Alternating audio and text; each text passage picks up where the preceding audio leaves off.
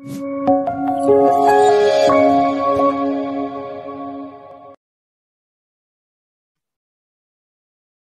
alaikum. My name is Abiha Tariq and I am a subject specialist for chemistry at Tabir Academy. Tabir Academy की website पे आपको बहुत material मिल जाएगा for the preparation of MDCAT and इसके अंदर almost सब topics included हैं, सब चीजें इंक्लूडेड हैं that are related to the MDCAT and the syllabus that is given by PMC।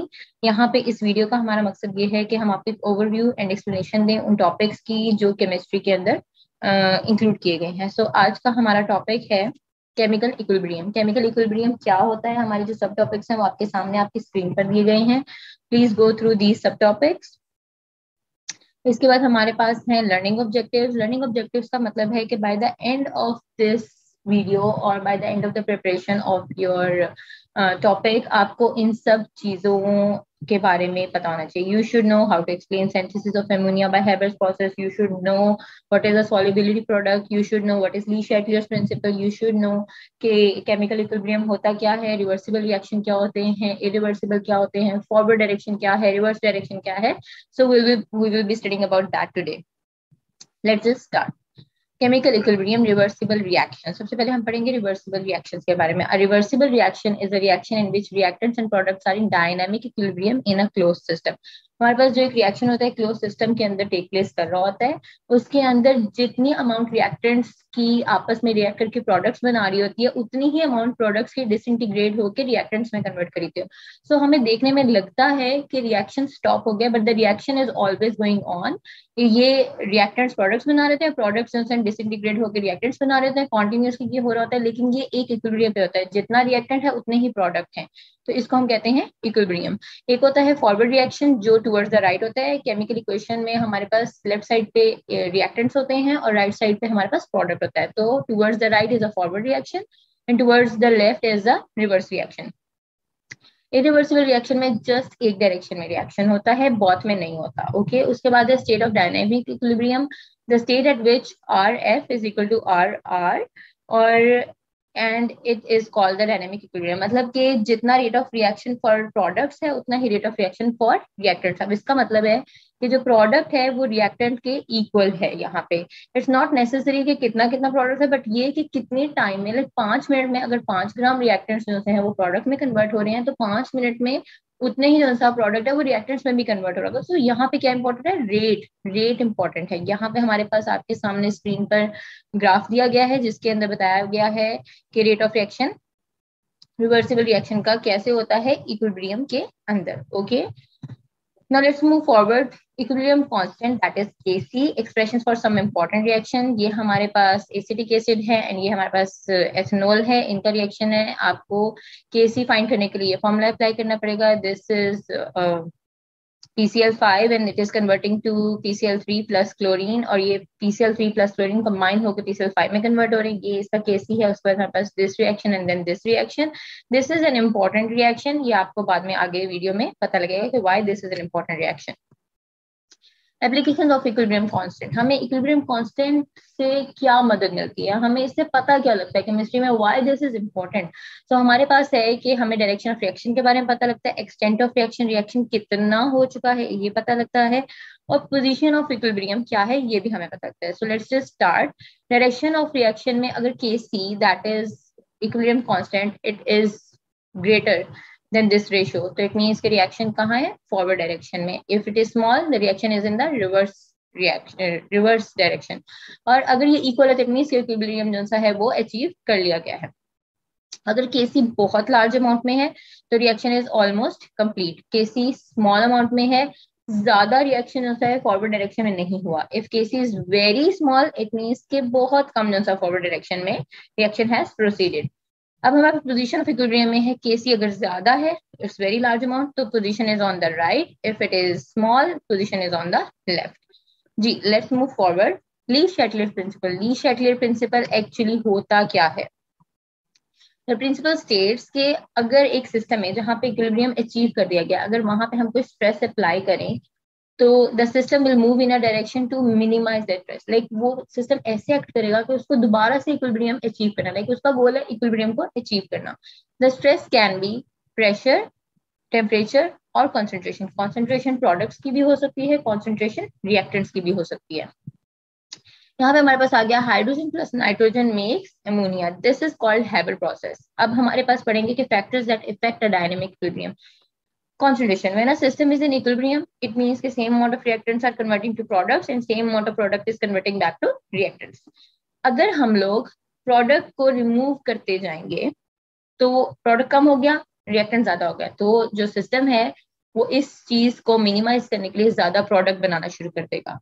और अगर हम रिएक्टेंट्स ज्यादा ऐड कर दें और प्रोडक्ट कम कर दें तो भी सेम चीज होगी कि ज्यादा रिएक्टेंट्स को कंबाइन करके प्रोडक्ट बनाने की कोशिश करेगा ताकि दोबारा से इक्विलिब्रियम अचीव हो।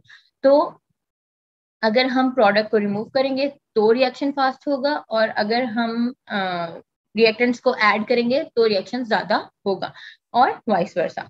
Pressure, if we look at the above equation we can say कि 4 मोल्स 3 हाइड्रोजन के 1 नाइट्रोजन का 4 moles make 2 moles of product. It means कि जो हमारा यहाँ का वॉल्यूम है, प्रोडक्ट का वॉल्यूम, वो हमारे रिएक्टेंट्स के वॉल्यूम से कम है। If we increase pressure, as we know कि pressure is direct inversely proportional to volume, so हमें वॉल्यूम को अप डाउन करने के लिए प्रेशर को भी हम मूव कर सकते हैं। So if we increase pressure, volume will be reduced, equilibrium will shift to the right direction because less volume will be required for the product and vice versa. So we use 200 atmospheric pressure for this process to keep the reaction moving in the forward direction. Temperature, अब हमारे पास यहाँ पे आते हैं दो reaction, exothermic reaction and endothermic reaction. Please इस बात को याद रखिएगा, एग्जिट मीन्स कि हीट बाहर आ रही है, और endo means enter, we have to give the heat. So कुछ रिएक्शन ऐसे होते हैं जिनको हीट देनी पड़ती है रिएक्शन करवाने के लिए, और कुछ रिएक्शन ऐसे होते हैं कि जब वो कंप्लीट होते हैं तो they give of a large amount of heat. So exothermic reaction, it means it will give off heat. Endothermic reaction, it means it will take in the heat. In this process that we are talking about, the Haber process, इसके अंदर the forward reaction is exothermic, mean कि जब वो reaction होगा तो वो heat देगा, and वो जो heat है वो use होती है reverse reaction के लिए जो कि endothermic reaction है। तो अगर हम heat provide करेंगे तो एंडोथर्मिक रिएक्शन जो है वो होगा, दैट इज रिवर्स रिएक्शन ज्यादा स्ट्रांगली हो जाएगा। और अगर हम हीट को कम करते जाएंगे तो डायरेक्ट रिएक्शन जो है हमारा वो राइट साइड पे डायरेक्शन उसकी सही रहेगी। सो increasing temperature will shift the reaction in the backward direction and reactants will be form, because reactants की तरफ का जो रिएक्शन है that is for the left side, वो है एंडोथर्मिक। और इसीलिए हम लोग मॉडरेट टेम्परेचर रखते हैं 450 डिग्री सेंटीग्रेड का, ताकि रिएक्शन फॉरवर्ड डायरेक्शन में होता रहे। अब हमारे पास common ion effect. Common ion का मतलब है कि एक आयन जो कॉमन है दो चीजों के अंदर, the decrease of the ionization. हमारे पास इमेजिन करें कि एक वीक इलेक्ट्रोलाइट है और एक हमारे पास स्ट्रॉन्ग इलेक्ट्रोलाइट है। तो जो वीक इलेक्ट्रोलाइट है और स्ट्रॉन्ग इलेक्ट्रोलाइट अगर एक ही जगह पे प्रेजेंट होंगे तो stronger one will be more dominant. तो the decrease in the ionisation of weak electrolyte by the presence of a common ion from a strong electrolyte is called the common ion effect. Ionization of acetic acid is spread by the addition of sodium acetate. इसके अंदर जो ये हमारे पास ion है that is the common ion. यहाँ पे हमारे पास solubility of a sparingly soluble salt AgCl is decreased by the addition of a common ion that is AgNO3 और KCl। यहाँ पे या तो हमारे पास सिल्वर जो सा है वो कॉमन आयन का रोल प्ले करेगा, या फिर हमारे पास क्लोरीन हमारे पास कॉमन आयन का रोल प्ले करेगा। Effect of common ion on solubility, the presence of a common ion decreases the solubility of a slightly soluble ionic compound. Solubility and solubility product, the product of the concentrations of the positive, this one, and negative ions in a saturated solution, पूरा completely saturated solution है of a sparingly soluble salt in equilibrium with the solid state is the solubility product. अब इसको हम break down करेंगे।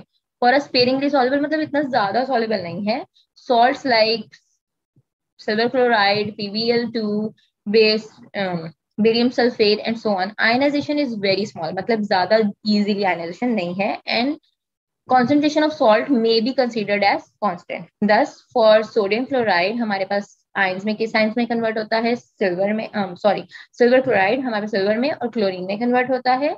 उसका solubility जो product है हमारे पास ये ऐसे रिप्रेजेंट करते हैं, but if solubility of silver chloride at given temperature उसको हम S से रिप्रेजेंट करते हैं, mole per liter, then Ag plus is equal to this equation is given, and then this equation is given. The solubility product, this is a easy equation. The solubility product of an electrolyte solution may be defined as the product of its ionic concentration in its saturated solution at a constant temperature.